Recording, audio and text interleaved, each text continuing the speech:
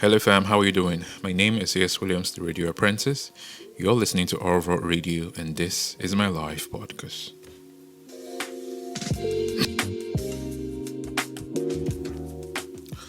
Okay, fam. How are you doing? Obviously, our voices have been heard now, and to an extent, I can tell you that even when no one is saying anything, the panic button is on.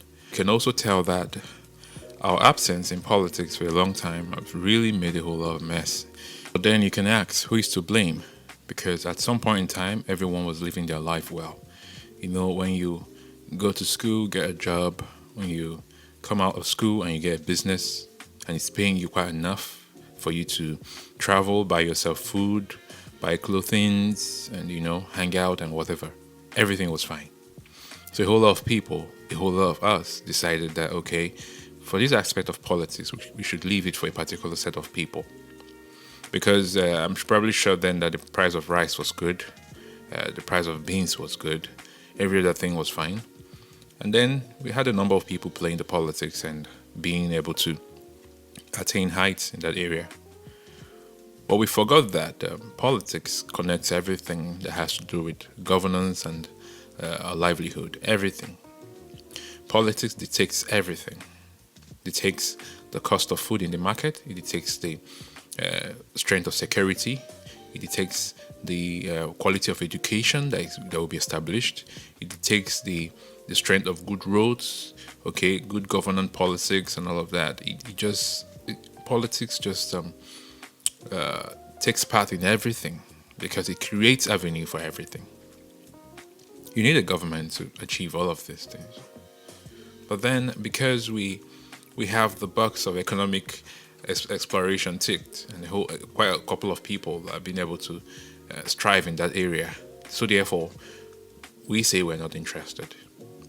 For the fact that some people are able to travel and get some good education, we say, we're not interested in politics. For the fact that a couple of us could live in very good areas where we have good roads and we probably have lights, we're probably using federal light as they say. We say, okay, we're not interested in politics. Because you have something that works for you, some policy that works for you in a particular box.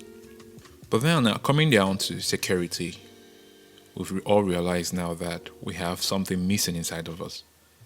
Something missing. Okay? Because we have decided not to play politics, we had no idea that our security agencies were being downpaid.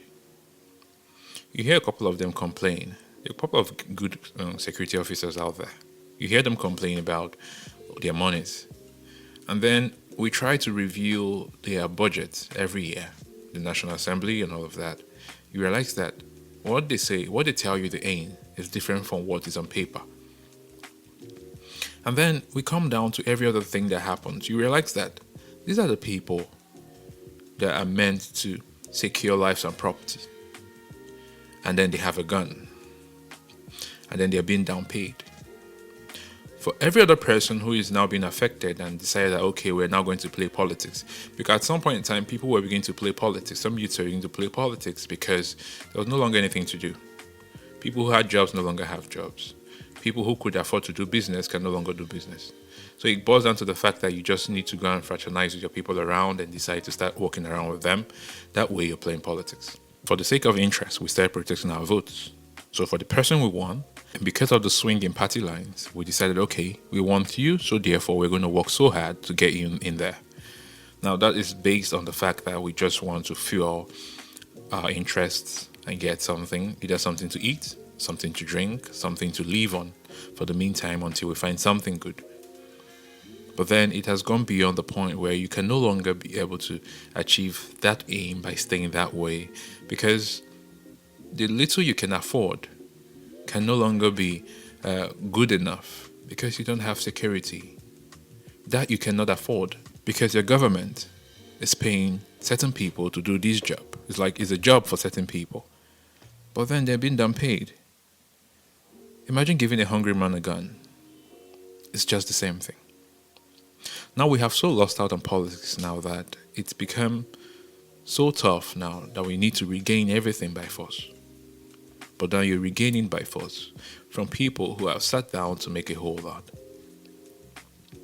I think the changes is gonna come, like it's coming now. At least since there's no reality show that's on. Because seriously, I will tell you that reality shows in this country really scared me. You know, when things are going high, and then I go on social media, and all I see is comments on reality shows.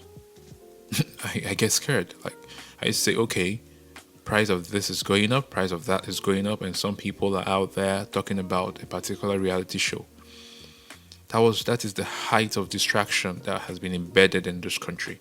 I think that that's one thing that we are meant to kick out. Let anyone come and introduce a reality show now. Let's say, I hope it won't work because some people are busy scouting on how to make a difference with the little they have, while using the time of other people to achieve that.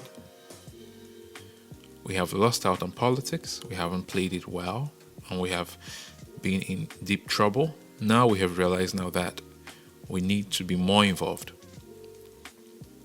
More involved really has to be vote. Go out and vote. Protect your vote. Build your interest based on that. Build your interest based on promises that's gonna work.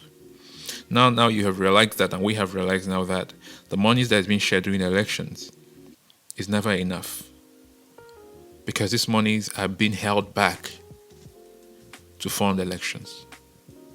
So at the time when we stop taking the ones that's been held back to fund elections, there will be no need to accumulate those funds to fund election, because those funds that needs to be hoarded to fund elections will probably be used to fund some projects, some humanitarian projects that will impact the life of people, and then when you look at it, you can vote.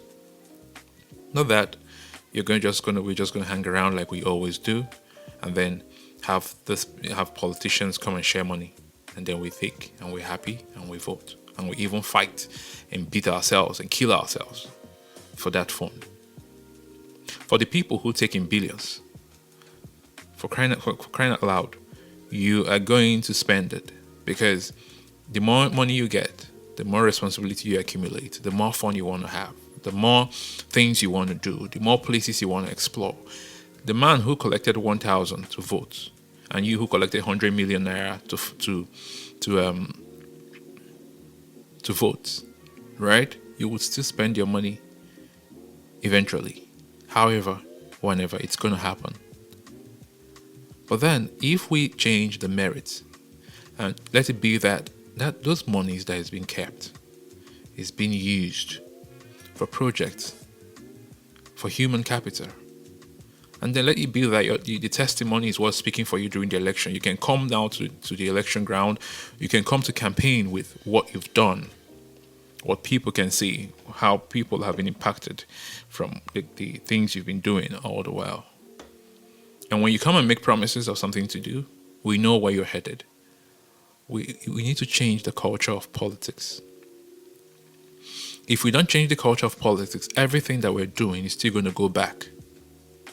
You know, sometimes I got scared that okay, the way we're playing it here now, what's going to happen in the future? Because the same people who are going to be the futures of tomorrow are the same people who have been giving money to give to certain people to vote.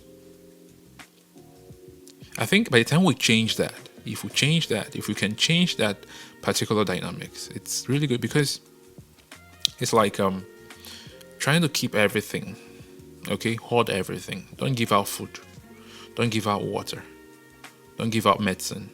Hold it down, okay? When it's time to have them worship you, release them, and they're going to be indicted. They will forever be impoverished. So, of what benefit would that do for us? As we're ending everything, I think we should end the part where we depend on monies and food being shared during an election. We cry about the cost of rice in the market, we cry about the cost of beans, we cry about the cost of plantain. But then, during campaigns, they will share rice, they'll share beans, right? Let's also know that if things are becoming expensive, if the cost of rice is expensive now, and it's almost December, We know that now that rice is going to be shared during the Christmas by our politicians. So the common role is that if I'm a businessman and I sell rice in quantity, all I have to do is hoard my rice, okay, and take checks from office holders so that they can share the rice during Christmas. So you cannot afford the rice with the little thing that you do with your money, but then you get it for free. You get 1 cup, 2 cup, 3 cups for free. You probably get one paint, depending on the size that is being shared around. But even if you want to get a bag of rice now, you cannot go and buy a bag of rice because you cannot afford it. Why? Because it's scarce. Why is it scarce? Because the people who we voted into office have actually paid upfront to share it during Christmas so that they can actually buy phase for the next phase. And then we think it's a good thing. It's not. I think we should change the politics of begging to the politics of merit. That way, you're going to see the best in your leaders. Like I believe that we have wonderful leaders now. We have good leaders now.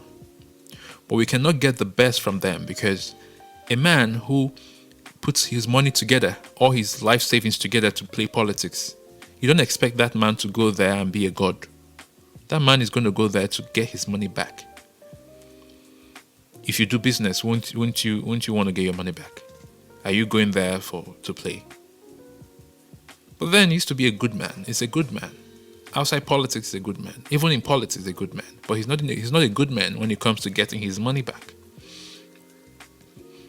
Imagine a young lad saving a whole lot of money for years, working hard, doing business, hustling here and there, saving a whole lot, and then at the end of the day, he goes to play politics and he carries the money to play politics and everything goes into politics and eventually he wins.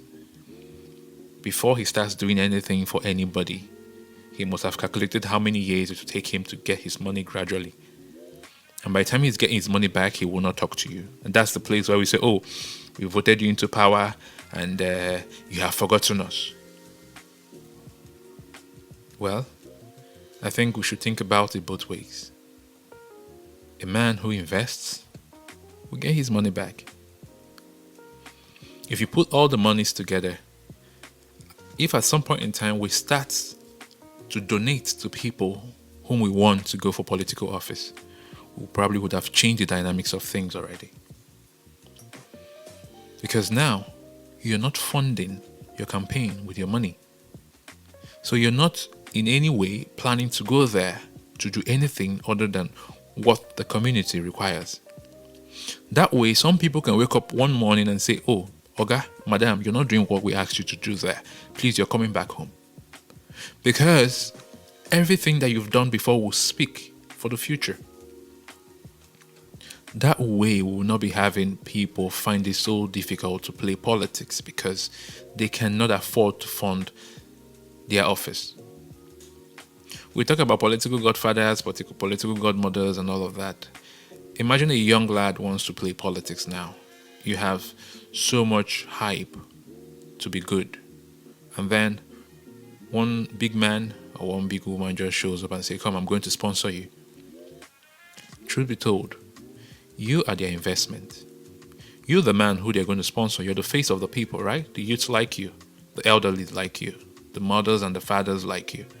You're the face of politics now. You're their investment. They're going to spend on you. And when they spend on you, when you get there, you're going to do their bidding. They're going to pay things for them. So you cannot go there and become a god against your makers. But imagine where no one has that opportunity to be God. Imagine where their monies go into, your own go into. Where you don't have to beg, where you have to sit back and someone would comfortably come and tell you, okay, I want you to go. And not just one person saying that. Now you have the support of the people who would now go ahead to fund your campaign, go ahead to fund you till you get there, your expenses and all of that. You keep giving account until you get there. Imagine where you've already started giving account of how you're spending donations given to you, even when you're not in office yet. Just when you're campaigning, you're already giving account on how you're spending the earnings, the donations. You always give account. I think this is the time that we, the youth, need to sit back and think about our involvement in politics. It has to be deeper than it is, and it has to be reformed. Yeah, we need the police reformed. We need a whole lot of things in this country reformed. We need our political ideas reformed. That's it. We need it reformed. As soon as we reform our political ideas and eliminate a large amount of sentiment, because I know that that's not going to go away, we're going to have that. But where you have a little of it, we're still going to survive with that small. We're still going to have good leadership with that small, because there's no country in the world that is without sentiments, that is without bad politics. But then you see the way it's played. It's played with conscience. It's played with accountability, like people still account for what they do to certain amount of people, not just one person or two, not just a group of people who call themselves Lord and Savior of a country that is being run by a president. I think the changes and the reform should start with our ideas in politics and our ideas of relating with each other. At the time when we stop seeing each other as enemies, it will become easier for us to make things better. Let's make things better first. Let's make the country work first, and then we can resume our competition. Because to me, I love competition. I love the part where you have to compete. But then you cannot be competing when you're drowning. Okay? A man who's drowning is trying to survive. Like you'll be scrambling to survive. At that point in time, you know nothing about what is going on. You don't even care about the man who's going to pull you up because you're drowning. So as much as we want everything down, which is going to happen, because eventually it's going to happen, because when these voices go up the way it's going, it's very hard. Where we have over 200 million people in this country.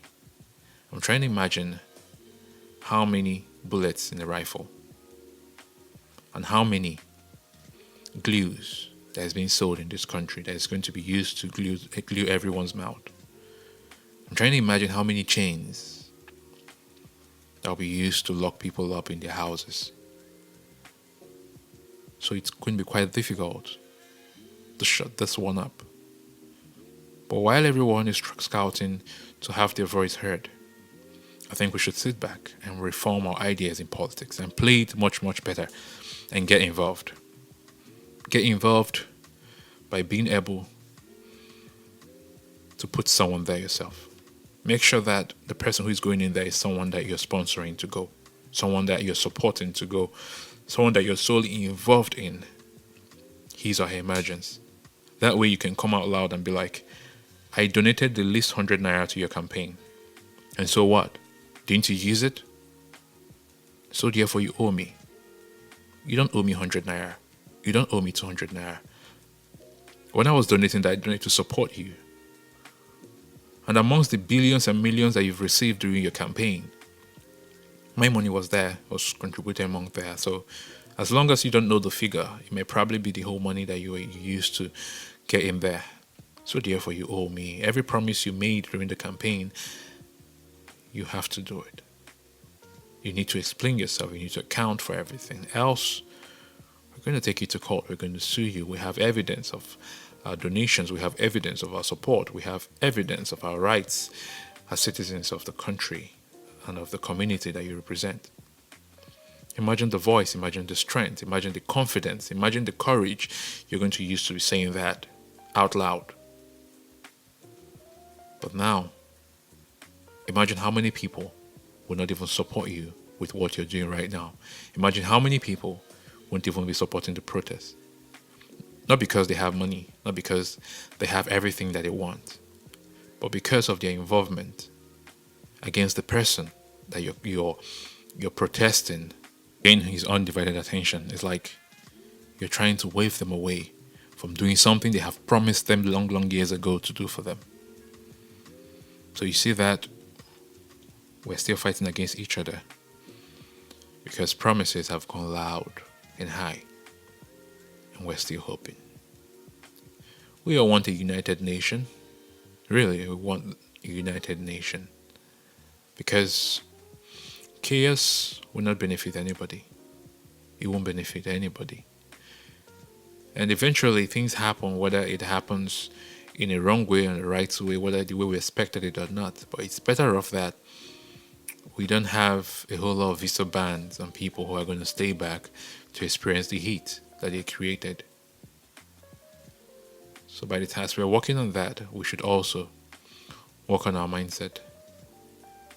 We need a political reform, and we need our ideologies reformed as youths, so that we can play better politics and elect our own leaders and be able to stand up and make demands where necessary, because things become clearer when you start seeing better. That's it, guys. Let's try and do things better. But you stay tuned, I'll be right back. My name is C.S. Williams, the Radio Apprentice. This is Oral Vault Radio, and you're listening to My Life Podcast.